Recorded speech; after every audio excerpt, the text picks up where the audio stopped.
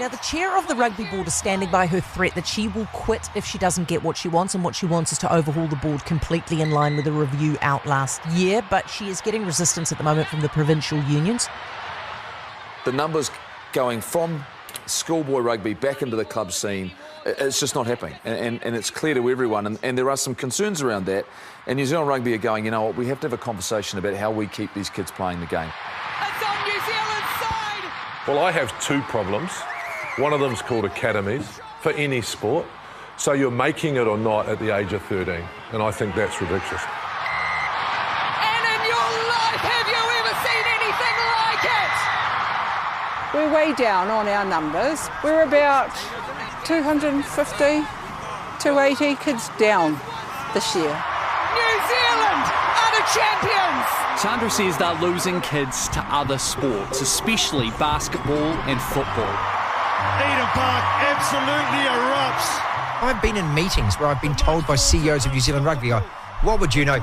People are always going to be watching, they're always going to be coming to the games. Well, guess what? They don't anymore. They just don't. With the world champs.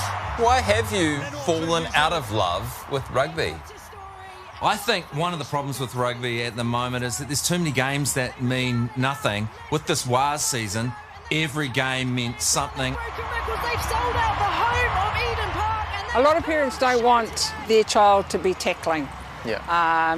It's all this. And because there's so much information at the moment about concussion, and as a parent, I can understand. New Zealand celebrations again. They are World Cup winners once more. New Zealand 34, England 31.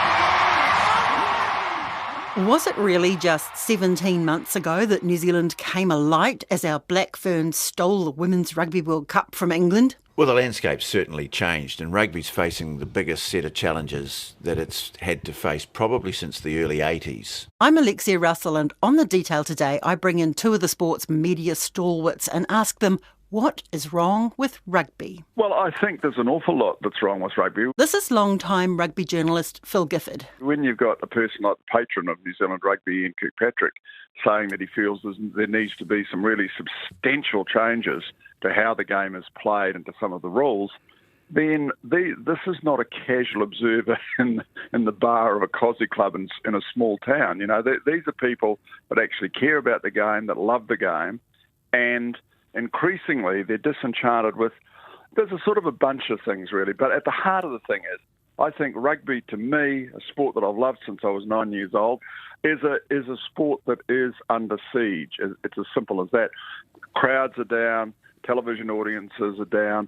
The NPC, the provincial competition, draws tiny crowds. Club rugby is struggling to stay alive, especially in small towns. And so the game itself, I think, needs to have a really hard look and say, how can we make this game more attractive, A, to watch and B, to play? And this is Sky's rugby commentator, Tony Johnson. It's still a very popular game. Anecdotally, people will say, oh, look, I'm not interested in rugby anymore, or look at the crowd for that game, half empty, etc., etc. We tend to be a little bit selective in our memories. People go, point back to the mid-80s, and, the crowds, they used to have 30,000, 40,000. Well, yes, they did. They had 30,000 or 40,000 if Canterbury were playing Auckland for the Ranfurly Shield, because that was the biggest thing in the game back then. But I can tell you, I was at plenty of games through the 70s and 80s where you count the crowd in hundreds rather than thousands. So it wasn't always this sort of utopia of packed-out crowds for every single game. Look, at the moment, it's not as good as it's been. Super Rugby in its heyday, yes, got massive crowds all the time, and that has fallen away. But this year, the numbers, the attendances have been solid rather than spectacular, and the viewing figures are still very good. They are better than last year, which was better than the year before. So people watching at home or in a bar, the numbers are still good. The interest is still there. I think there is a perception, though, that the interest is waning. And it's something that certainly needs to be addressed, because that sort of negativity does tend to gnaw it away at the popularity of a sport. Nonetheless, there are issues. Let's start with the one that made headlines last week.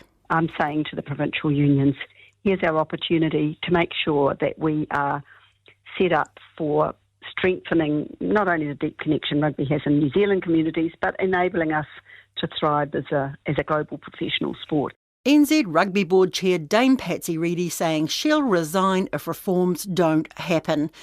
NZR's newly released proposal suggests 9 independent members for its future boards. Provincial unions, which won't have a specific seat at the table, want better representation. We've been leading the rugby world for 135 years, but we need to have world-leading governance. Provincial rugby, they feel the NPC teams, provincial teams, are not part of the pathway to the All Blacks. And so because of that, because players are going into academies for Super Rugby teams, these days you don't go as you would have in the amateur days, school rugby, club rugby, provincial rugby, All Blacks. Now you go basically school rugby almost straight into academies for Super Rugby teams, then Super Rugby and then All Blacks. And one part of that equation that seems to be increasingly skipped is provincial rugby. And because you virtually never see All Blacks playing in provincial rugby, so the superstars aren't playing NPC games. And my feeling is that's a major reason why the audience, the crowd at the grounds for provincial rugby have increasingly thinned out to the point where occasionally it's almost embarrassing watching how small the crowds are. Well, in many ways, this is the biggest issue confronting the game right now is the governance. We had this report, and from that report, it became pretty obvious that both the NPC, to use the words of the CEO, Mark Robinson, was no longer fit for purpose, but also the structure of the governance of the game was simply not appropriate for the game in the professional era. And so change is going to have to be made. The problem was that inevitably there was pushback from the provincial unions because in some cases they were being asked to vote themselves out of influence and in some even out of existence in some cases. The game has always answered to the provinces, and that suited us, particularly in the amateur era, that you didn't get to the top of New Zealand rugby unless you had the backing of the groundswell, the grassroots of the game. But nowadays, particularly you look at the state of provincial rugby, which is really financially in a very precarious situation. And so they've really decided that it needs a highly qualified board of expert people, experts in business, people, yes, with sporting knowledge. Not ex-All Blacks who just haven't got... Well, it's not so much the ex-All Blacks in a way. It's the people who've been on the committees at club level, provincial level, sort of rising to the top. That's what used to happen back in the 50s and the 60s. They were the people that would rise to the top of the game. And so there has to be changes. And naturally enough, there's been quite a battle going on behind the scenes to push this through, culminating in the threat by Dame Patsy Reedy to quit if it didn't get through, because I think she feels now that the game's not going to be sustainable under its current model. But look, rugby does have a great legacy of being able to reinvent itself when it really mattered. And I refer again to what happened in the 80s, the way it slowly confronted those issues, the way it met the challenges initially of professionalism, and I'm sure it will do it again, but it's just going through a very turbulent time at the moment. And in the meantime, all these other challenges are being faced in terms of the costs of the game and the rising popularity of other sports and so on. So what were the specific problems that prompted that report? Well, I think money. A lot of clubs survived on money, brewery money. There was a lot of sponsor. A lot of the things that used to sponsor sport, I mean, I can remember the days, I had a lot to do with softball, and softball was sponsored by a brewery and a cigarette company for a long time, and you just can't do that anymore. So some of that money's dried up, or quite a lot of money, I suppose, has dried up. Socially, things have changed as well. People don't gravitate to the rugby clubs in quite the way they used to. Some areas, yes, they still do, and some clubs like the University Club in Auckland, for example, which won the Club of the Year last year, have got massive activities and programs that are not just about kids turning up and playing rugby, it's about providing opportunities. So, but the club scene has changed since the advent of professionalism. Schools rugby, to me, is a huge concern because it's become very elitist. And the focus totally on the first 15, I think the televising of first 15 rugby had a bit to do with that, where schools were pouring all of their resources into their top players. And it's not just rugby that does that. It's a problem that's been developing in New Zealand schools rugby for a long time. And it's an issue with a small number of schools with a large amount of money, and it makes life pretty difficult for the rest of us to compete on an even playing field. The intense schoolboy rugby competition worries Phil Gifford too. If you're a young man and by the time you're 16 or 17 you've got a show reel of yourself from, well, they don't televise it now, but when they were televising you've got a show reel of yourself, you've been spotted, you're on a contract, then the idea of a person developing as a human being compared with a rugby player, it's a strange way to go. I mean, it leans now a little bit, I think, towards, for example, the NFL system where a college football player in America then goes straight into professional NFL, and the ones that don't, I don't know what the hell they do because they've really prepared for nothing except playing NFL. And so some of the things that have happened in First 15 rugby, especially in Auckland, because there's disquiet there too amongst a bunch of the schools about the more wealthy schools picking the eyes out of the First 15s from schools that don't have the money to actually keep their players. 10 of Auckland's top rugby high schools have signed a letter to St Kentigern College saying that they'll no longer play the school in the elite Auckland rugby competition. It's known as the Auckland 1A First 15. St Kentigern has been accused of poaching top players from rival schools. Another thing you mentioned in the article you wrote for the Herald was that other sports really are nipping at rugby's heels now. Yeah, definitely. I mean, basketball, for example, is, well, if you combine basketball and football, they've got almost together, they have almost twice the school participation that rugby does. That has to be a concern. All this whole range of sports, as it should be, are now available to young men and women at school. And again, it gets back to the thing where I've felt for a long time that if you were running rugby in New Zealand, I feel you have to have the attitude that you are desperately fighting to save a sport, to keep a sport alive, which is not a bad attitude to have, I think, because that's, to me, is almost what it is. Well, that comes full circle too. I mean, the reason why parents particularly want their kids doing these other sports is because they're less likely to get whacked in the head. Oh, it's a huge issue. There's absolutely no question about that. There are so many parents that I know that have kids that are at school now that are very keen for the boys and girls to play basketball, to play netball, to play football, because for that exact reason. And the fact is, again, it's another thing going back to that height of the tackle and so on. Rugby really is a sport that has to make every possible effort.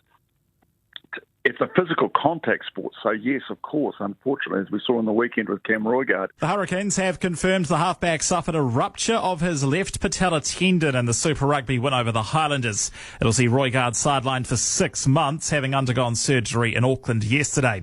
There are going to be, even in the most innocent of circumstances, with no intent to injure, you are going to have some nasty sort of injuries, because when people are running at high speed into each other and are legally allowed to tackle each other, then there is always the potential for injury. But again, it gets back to the thing where rugby, I think, has to do everything it can without completely gutting the game, because it is a physical contact sport. You just can't get away from that. And if you take that out of, then you've got touch footy, which I think is a wonderful sport, but I don't think you're going to get 50,000 people going to Eden Park to watch a touch football international. Then you just have to make damn sure that everybody is aware of the fact that the rules are trying to make the game as safe as possible, and that also that you do the thing which in years past, sadly, it was never really an issue. You make damn sure that if a person's concussed, hell, even boxing decided years and years ago, but if a person's concussed, then you stop them from fighting or sparring for weeks and weeks until they're better. Rugby is, to be fair to rugby, it's getting much better at that, but I think it has to get even better, and I think it has to do everything it can to publicise the fact that it is aware of the possible physical dangers. You look at other sports like basketball now, I think is the most popular, particularly amongst males. I think netball still might have a bit of an edge there just in terms of overall numbers. But the one that seems to be attracting a lot is volleyball. They had something like between 22 and 23, there was a 41% increase in the number of people playing volleyball. Now, these sports have great attraction. Firstly, they are physical, robust enough, but without so no much one's chance hitting you in the head. Well, exactly, yeah, the head injury thing, but also the pathway in those sports. I mean, friends of ours, their daughter has just signed on a volleyball scholarship to go to one of the top colleges in the United States. Education paid for because she's a good volleyball player. Basketball offers that as well. So those sports are offering. Yes, there's a pathway for professional rugby, and some players can make a lot of money out of it, or rugby league. There are professional, openings in netball, etc. But, when if you're 17 or 18 years of age and someone in the States is offering you 3 years expenses paid and your education to go with it and a chance to play that sport professionally in the United States afterwards, well, that is proving to be a huge magnet for a lot of young players. And so these are the challenges facing not just rugby, but other traditional sports like netball, hockey even, which remains a very popular game. Some sports have suffered a dramatic drop away in the numbers competing. Athletics and swimming, for example, which is so demanding. Rowing's still popular, but some of these sports, particularly with that college link in the States, are proving extremely attractive. But isn't rugby awash with money now? It has been big news. Well, for the last 6 months, we've been hearing the words Silver Lake, this US technology giant that wants to invest big money in our game right here in Aotearoa, New Zealand. We believe there's enough opportunity in this deal and the way we've structured it and all the modelling we've done that everyone in the game can benefit. No one needs to go backwards here. Under the Silver Lake deal, NZ Rugby was valued at $3.5 billion. The private equity firm took a stake that will eventually be worth 7.5%. I think everyone saw this as being the total quick fix for the financial woes of the game. But the thing is, the other side of it is that they've got to make money for the company that's invested as well. And the last thing they wanted to do was spend money bailing out unsustainable provincial rugby entities. So it perhaps hasn't quite had the impact that people thought it was going to have. Yeah, I think the jury's still out, and we're not really going to know, how successful, how good a deal it was for a few years yet. In sport, New Zealand Rugby concedes it will be a struggle to get back in the black next year after posting a near $50 million loss. In its annual report, the organisation has revealed a financial year loss of $47 million, a reversal of the $5.5 million surplus in 2022, which was the organisation's first profit since 2017. I think a lot of the provinces have got themselves into trouble trying to be competitive by spending money they don't have on players they can't afford. And that happened in Super Rugby as well. And no question, NPC in some areas has been really bleeding money. And they've got to get real about that. They've got to, I think, either compress it, and at the moment that seems to be the favoured option, is that you just have to make... combine unions? Well, yeah, or some unions will just have to drop out of it and play in the heartland. If they can't be financially sustainable themselves without being topped up, and unfortunately from what I'm hearing is already too much of the Silver Lake money, this big cash injection that New Zealand Rugby had, has been spent on debt maintenance. The Silver Lake thing, not being an international financier, it was always a bit bemusing to me, but I must say initially I found it very disconcerting that David Kirk, who I would suggest is one of the most successful former All Blacks in business in the world, David Kirk was opposed to the original deal and eventually came around to the deal that has been struck now. But at the moment, we've got this incredible arm wrestle going on basically between the provinces and between the Council of New Zealand Rugby. And how that's resolved is kind of fascinating as well. It's such a tricky situation to me that in the end, all you want are the best men and women on that board. Now, whether you get that with a formula or whether you get it just by popular vote or not, who the hell knows? But I do think that just at the moment, when rugby, I think, is on quite fragile grounds in many ways, we need a very best possible men and women running the game. Then there are the rules. It seems to be that every time they come up with a law to try and make the game more simple, it turns out, you're opening a can of worms, and the knock-on effect is that it makes the game more complicated. No question, the rugby law book is a huge, unwieldy collection of laws, some of which don't make a lot of sense. Alexia, nobody understands the rules.